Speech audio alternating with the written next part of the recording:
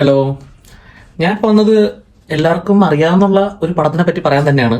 ആ പടത്തിനെ പറ്റി എനിക്ക് സംസാരിക്കണമെന്നുണ്ടായിരുന്നു, അങ്ങനെ വന്നതാണ്. കുറേ കാര്യങ്ങൾ എനിക്കിങ്ങനെ സംസാരിക്കണം എന്ന് ഉള്ളതുകൊണ്ട് ഞാൻ പറയാൻ വന്നതാണ്. സിനിമയുടെ പേര് നമ്മുടെ തളപതി വിജയ് നടിച്ച കത്തി, നമ്മുടെ മുരുകദോസ് ഡയറക്ഷനിൽ ഇറങ്ങിയ മൂവിയാണ്. അനിരുദ്ധാണ് മ്യൂസിക് ആയിട്ടുള്ളത്.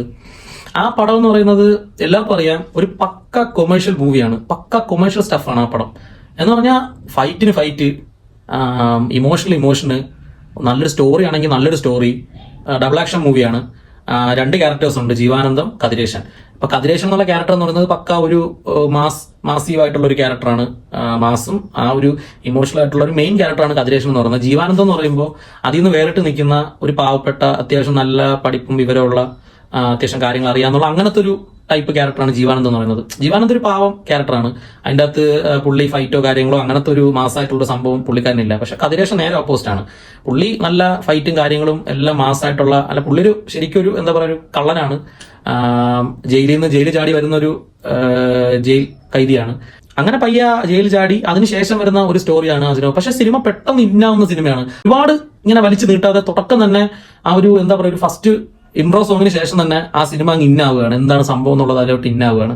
അപ്പൊ ആദ്യം ഇൻട്രോയിൽ വരെ പുള്ളിയുടെ ക്യാരക്ടർ എന്ന് പറയുന്നത് എന്താ പറയാ, ഒരു പൈസയ്ക്ക് വേണ്ടി അങ്ങനെ നിൽക്കുന്ന ഒരു ക്യാരക്ടറാണ്. പൈസയ്ക്ക് വേണ്ടി എങ്ങനെ രക്ഷപ്പെടണം, പൈസ എന്നുള്ളൊരു മൈൻഡുള്ളൊരു ക്യാരക്ടറായിട്ടാണ്. എന്തോ ആയിക്കോട്ടെ പൈസ മതി എന്നുള്ള മൈൻഡുള്ളതാണ്. പക്ഷെ ആ ഇന്റർവെല്ലിൽ എത്താറാവുമ്പോൾ ആ ഒരു ബാക്ക് സ്റ്റോറിക്ക് ശേഷം പുള്ളിയുടെ ക്യാരക്ടറിൽ വരുന്ന ഒരു വ്യത്യാസമുണ്ട്. ആ ഒരു കുറ്റബോധം, അല്ലെങ്കിൽ അവർക്ക് വേണ്ടി ഇങ്ങനെ തെറ്റ് ചെയ്യാൻ പോകുന്ന അങ്ങനത്തെ ഒരു ക്യാരക്ടറായിട്ട് മാറുകയാണ്. അത് കഴിഞ്ഞ് ഇന്റർവെല്ലിലോട്ട് വരുമ്പോൾ അവിടെ ഒരു ഫൈറ്റ് ഉണ്ട്.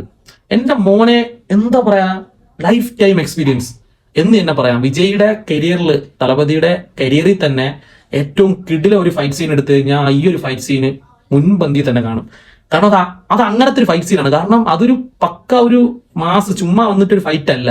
അത് നമ്മളെ ഇമോഷണലി ആ സിനിമ കണക്ട് ചെയ്ത് വന്ന് എന്താണ് സംഭവം, ആ ഒരു മാനസികാവസ്ഥ മാറി അവരുടെ കാര്യങ്ങളൊക്കെ അറിഞ്ഞ് അവർക്ക് പറ്റിയ ആ ഒരു എന്താ പറയാ, കർഷകർക്ക് പറ്റിയ ആ ഒരു പ്രശ്നങ്ങളും കർഷകർക്ക് പറ്റിയ അബദ്ധവും, ഒരു 3-4 പേര് മരിക്കുന്നുണ്ട്.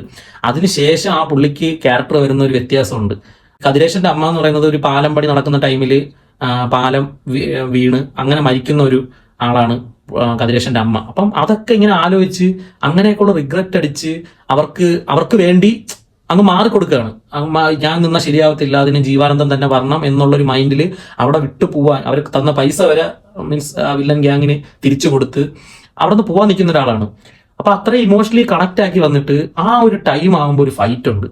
എന്റെ മോനെ, ഫൈറ്റ് എന്ന് പറഞ്ഞു കഴിഞ്ഞാൽ സിംപ്ലി അത്രയും അങ്ങനെ ഫ്രസ്ട്രേറ്റഡും അത്രയും ഇമോഷണലിയും അത്രയും പൊളിഞ്ഞു നിൽക്കുന്ന ഒരാളുടെ ദേഹം പുറത്ത് വന്ന് ഇങ്ങനെ ഒന്ന് കൈവയ്ക്കും. പിന്നെ നടന്നത് ചരിത്രമാണ്. എന്റെ പൊന്നെ, അത് എന്ത് ഫൈറ്റ് ആയിരുന്നത്! ഒരു രക്ഷയില്ലെന്ന് പറഞ്ഞാൽ ഒരു രക്ഷയില്ല, പീക്ക് ഐറ്റം. അതെല്ലാവർക്കും കണ്ടവർക്ക് എന്തായാലും അറിയാമായിരിക്കും. എല്ലാവർക്കും ഇഷ്ടപ്പെട്ട ഒരു ഫൈറ്റ് തന്നെ ആയിരിക്കും ആ സിനിമയിലെ. അത്രയും പീക്ക് ഐറ്റമാണ് ആ ചെയ്തിരിക്കുന്നത്. അത് അവിടെ നിന്ന് ആ ഒരു ഇമോഷൻ, ആ ഒരു വിജയുടെ കണ്ണിൽ അത് കാണാം. ആ ഒരു ഇമോഷൻ, ആ ഒരു പ്രശ്നം, ആ ഒരു ഫ്രസ്ട്രേഷൻ എല്ലാം ആ കണ്ണിൽ കാണാം. എന്നിട്ട് ആ ഒരു ഫൈറ്റ് കഴിഞ്ഞ് ആ ഫൈറ്റ് സമയത്ത് തന്നെ പുള്ളിയുടെ ഒരു ആക്ഷനും കാര്യങ്ങളും ഒക്കെ ഉണ്ട്.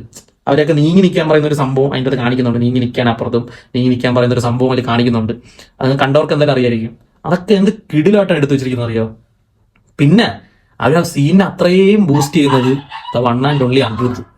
ഞാൻ ഒരു കാര്യം പറഞ്ഞില്ല, അനിരുദ്ധ് ഒരുപാട് പാട്ട് ചെയ്തിട്ടുണ്ട്. വിജയ്ക്ക് ചെയ്തിട്ടുണ്ട്, രജനീകാന്തിന് ചെയ്തിട്ടുണ്ട്. രജനീകാന്തിനൊക്കെ ഇഷ്ടംപോലെ കിടില സാധനം ചെയ്തിട്ടുണ്ട്. ഹുക്കുമായാലും ജയിലറിലെ പാട്ടുകളും, ഇപ്പൊ വിജയ്ക്കാണെങ്കിലും ലിയോയ്ക്കാണെങ്കിലും മാസ്റ്ററിലേക്ക് നല്ല എന്താ പറയാ, മാസ്റ്റർ പീസ് സാധനങ്ങളാണ് ചെയ്തിട്ടുള്ള. ഒരുപാട് കിടില വർക്കുകൾ. ഇപ്പൊ ലാസ്റ്റ് ഇറങ്ങിയ DC-യിലെ പാട്ട് വരെ അത്രയും കിടിലൻ വർക്കാണ്. പക്ഷേ അന്നും മീൻസ് പേഴ്സണലി എന്റെ ഫേവററ്റ് എന്ന് പറയുന്നത് കത്തിയിലെ ആൽബമാണ്. എന്ന് പറഞ്ഞാൽ അതിന്റെ ഒരു BGM എന്ന് പറയുന്നത്, അത് അനിരുദ്ധ് മുമ്പ് പറഞ്ഞിട്ടുണ്ട്. ഇതിലൊരു ഇൻട്രോ BGM എന്ന് പറയുന്നത് തുടക്കത്തിലല്ല ആ ഒരു ലവ് സോങ് ഉണ്ട്, ആത്തിയരണി എന്ന് പറയുന്ന ഒരു സോങ് ഉണ്ട്. ആ സോങ്ങാണ് ആദ്യം അനിരുദ്ധ് ചെയ്യുന്നത്. അപ്പൊ ആ സമയത്തൊന്നും ഇൻട്രോ സോങ്ങും കാര്യങ്ങളും, വിജയ്ക്കുള്ള ഇൻട്രോ സോങ്ങും ആ ടൈറ്റിൽ കാർഡ് സോങ്ങൊന്നും ആയിട്ടില്ല. പക്ഷെ ഈ പാട്ടിൽ നിന്ന് ആ ഒരു സ്ലോ പേസ് സാധനം, ആ ലവ് സോങ്ങിൽ നിന്ന് പുള്ളി ഉണ്ടാക്കിയെടുത്ത സാധനമാണ് ആ ഇൻട്രോ സോങ് എന്ന് പറയുന്നത്. അറിയാമല്ലോ, ആ BGM നിങ്ങൾക്ക് എല്ലാവർക്കും അറിയായിരിക്കും. ആ സംഭവം ആ ഒരു ലവ് സോങ്ങിൽ നിന്നെടുത്ത സാധനമാണ്. അത് അങ്ങനെ അങ്ങ് ചെയ്ത് വെച്ചിട്ടുള്ള ഒരു സാധനം. അത് ഗോട്ട് ഐറ്റം, ഒന്നും പറയില്ല, ഗോട്ട് ഐറ്റമാണ്. അതൊരു അന്യായ പരിപാടിയാണ് ഇവിടെ ചെയ്തിട്ടുള്ളത്. കാരണം അതൊക്കെ എന്താ പറയാ, 1,00,000 നടക്കുന്ന ഒരു സംഭവമാണ്. അങ്ങനെയൊക്കെ ഒരു മൈൻഡ് സെറ്റ്, അങ്ങനത്തെ ഒരു BGM ഒക്കെ വരുമെന്ന് പറഞ്ഞാൽ മെയിൻലി എല്ലാവരും ചിലപ്പോൾ BGM ആയിരിക്കും ആദ്യമൊക്കെ ചെയ്യുന്നത്. സിനിമയ്ക്ക് BGM ആയിരിക്കും, ട്രെയിലറിന് വേണ്ടി ഒക്കെ BGM ആയിരിക്കും ആദ്യം ചെയ്യുന്നത്, പാട്ടൊക്കെ പിന്നെ ആയിരിക്കും ചെയ്യുന്നത്. ഇപ്പൊ തുടക്കത്തിലെ പുള്ളി ചെയ്തത് ആ ഒരു ലവ് സോങ് ആണ്. അതിൽ നിന്ന് പുള്ളി ആ BGM എടുത്ത് അതുപോലെ തന്നെ അതിൽ എല്ലാ ബീജിയവും മെയിൻലി ആ വില്ലന്റെ സാധനം, വില്ലന്റെ ആ ഒരു ബീജിയം പോലും അന്യ സാധനമാണ്. ഒരു വെള്ളത്തിന്റെ ഒക്കെ മീൻസ് പുള്ളി കോർപ്പറേറ്റ് ഇതാണല്ലോ, അപ്പം ഇതിനു വേണ്ടിയാണല്ലോ ആ ഒരു നാടിനെ പുള്ളി നശിപ്പിക്കാൻ നോക്കുന്നത്, അവിടെ ഉള്ളവരെയൊക്കെ ഒഴിപ്പിച്ച് വിടാൻ നോക്കുന്നത് അതിനു വേണ്ടിയാണല്ലോ. അപ്പൊ അവർ ആ ഒരു ടൈമിന് അതിന്റെ ഒരു മാച്ച് ആവുന്ന ഒരു ബീജിയമാണ് കൊടുത്തിട്ടുള്ളത്, വെള്ളത്തിന്റെ ഒക്കെ ഒരു സൗണ്ടുള്ള അങ്ങനത്തെ ഒരു ബ്ലൂ ഐസ് ആണ് അതിന്റെ ആ ഒരു പാട്ടിന്റെ പേര്, സോങ്ങിന്റെ പേര്. അത് അന്യ പരിപാടിയാണ്.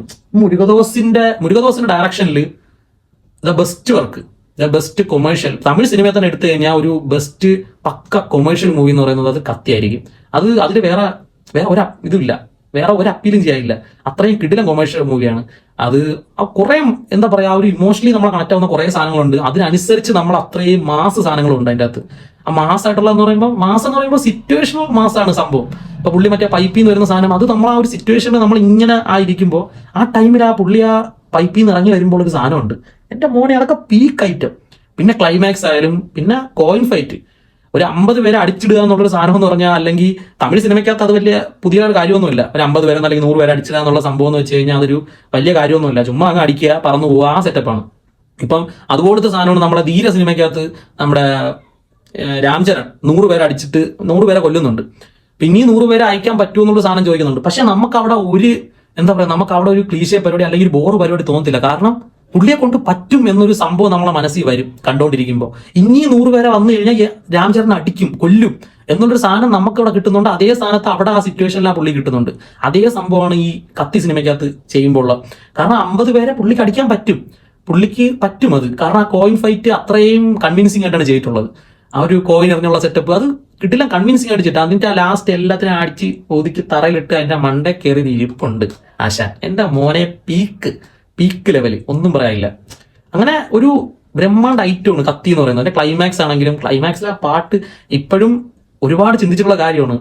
വിജയുടെ ലാസ്റ്റ് പടം കത്തി ആയിരുന്നെങ്കിലെന്ന് പറഞ്ഞു കഴിഞ്ഞാൽ ആ പടം അങ്ങനെയാണ് ചെയ്തിട്ടുള്ളത്. അതിന്റെ ക്ലൈമാക്സിലെ പാട്ട് എന്റെ പൊന്നെ, അത് വിജയ്ക്ക് വേണ്ടി എഴുതിയൊരു പാട്ടാണ്, വിജയ്ക്ക് വേണ്ടിയുള്ളൊരു പാട്ടാണ്. അനിരുദ്ധ് ആണെങ്കിൽ പോലും തന്നെ അതിന്റെ യേശുദാസ് പാടിയ പാട്ടാണ്. അത് വിജയ്ക്ക് വേണ്ടി ട്രിബ്യൂട്ട് പാട്ടാണ്. അത് ആ പാട്ടിലെ വരി തന്നെ ഉണ്ട്, മുറൈതാനൊരു പാർത്താലത് വരമേ. അയ്യോ, അത് വിജയെ കാണുമ്പോഴാണെങ്കിൽ ഞാൻ നേരിട്ട് കണ്ടുള്ളതാണ് വിജയ്. ആ ടൈമൊക്കെ നമ്മളെ മനസ്സിൽ വരുന്നൊരു പാട്ടെന്ന് പറഞ്ഞു കഴിഞ്ഞാൽ ആ പാട്ട് തന്നെ ആയിരിക്കും. ഓട്ടോമാറ്റിക്കലി നമ്മളെ മനസ്സിൽ ആ പാട്ടായിരിക്കും വരുന്നത്. അത്രയും വിജയ്ക്ക് വേണ്ടി എഴുതിയൊരു പാട്ടാണ്, അങ്ങനെയാണ് തോന്നിയിട്ടുള്ളത്. അപ്പൊ ആ കത്തി സിനിമയൊക്കെയാണ് വിജയുടെ ലാസ്റ്റ് പടമായിരുന്നെങ്കിൽ എന്റെ മോനെ പീക്ക്. പിന്നെ കരഞ്ഞോണ്ടല്ലാതെ ആരും തിയേറ്ററിൽ നിന്ന് വിട്ട് വരത്തില്ല. എന്തായാലും ഇത്രയാണ് പറയാനുള്ളത്. കത്തി സിനിമ അത് തമിഴ് സിനിമയിൽ ഒരു വലിയൊരു സ്ഥാനം തന്നെ ആ സിനിമയ്ക്ക് ഉണ്ട്. അതിൽ വേറെ ഒരു മാറ്റവും ഇല്ല. അത്രയും ഒരു കിടിലൻ സ്റ്റഫാണ് ആ സിനിമ. പക്ക അതിന് അന്നും ഇന്നും എന്നും ആ ഒരു സിനിമയിലൊരു വില ഒരിക്കലും പോകത്തില്ല. അതൊരു അന്യ ഐറ്റമാണ്.